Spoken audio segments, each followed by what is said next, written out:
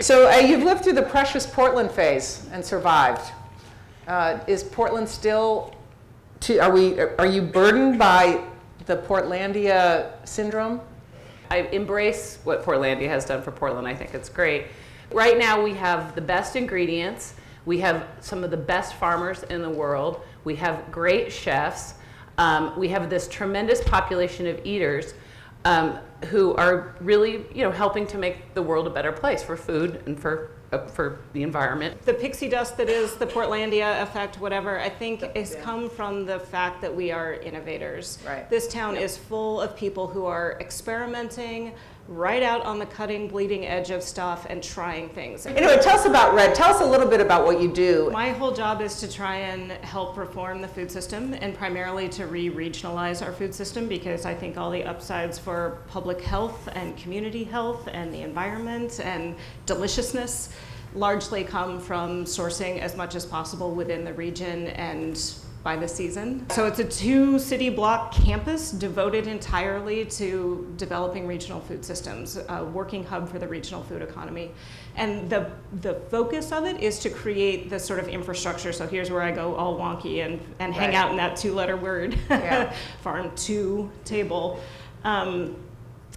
The cold storage, the warehousing, the distribution infrastructure, all the sort of geeky behind the scenes stuff that lets the farmers get great product to Josh and his peers.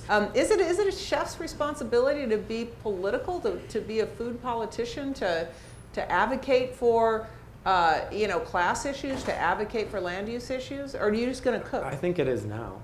I think that it was something I wasn't aware of or thinking about that I was setting out to do, but I think that if anyone in my position opened up a restaurant and didn't think about seasonal food and local food, it's just, I don't know how that And that's works. political's thing about seasonal and local, but that's, so seasonal food isn't a political issue exactly, is it? Seasonal eating and that change, that awareness is something that really sparks a conversation. And I give the analogy about the pineapple and the tomato all the time. It's like, we can go to Whole Foods right there, we can go to the little store over there, and we can all buy a pineapple.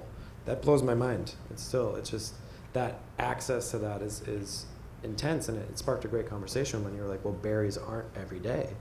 And you said, what about berries, the blueberries in January? And I think that maybe that's what I'm doing.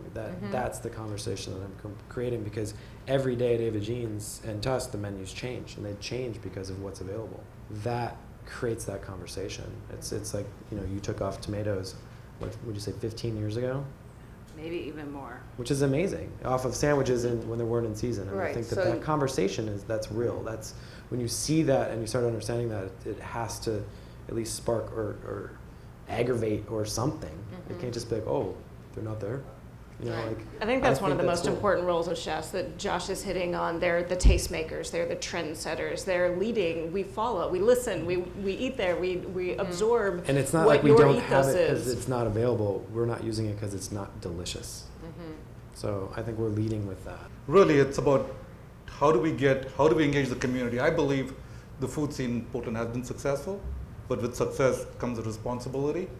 And really, the focus for us, one of our core values is how do we be equitable, have a social responsibility, and make this food affordable for all. And that's really what we're trying to promote, is a place where both the producers can come in and you can have ordinary people, ordinary working families go and get good, healthy produce. I believe that we have a responsibility as a community to build a healthy, vibrant community. I think it comes back to education. Yeah. I really think it comes back to right at a very young age, informing the citizens of tomorrow what good, healthy food looks like. So my question for you guys is, in terms of food, what is the kind of food world that you would like to see and that you would like to live in? Okay, we'll start with you. Equitable, prosperous, delicious, and renews the resources on which we all depend. Almost the same, she said, tasty, affordable food, which doesn't degrade the environment. But I think delicious. I think everything should be led by the flavor. A place where everybody knows how to roast a chicken.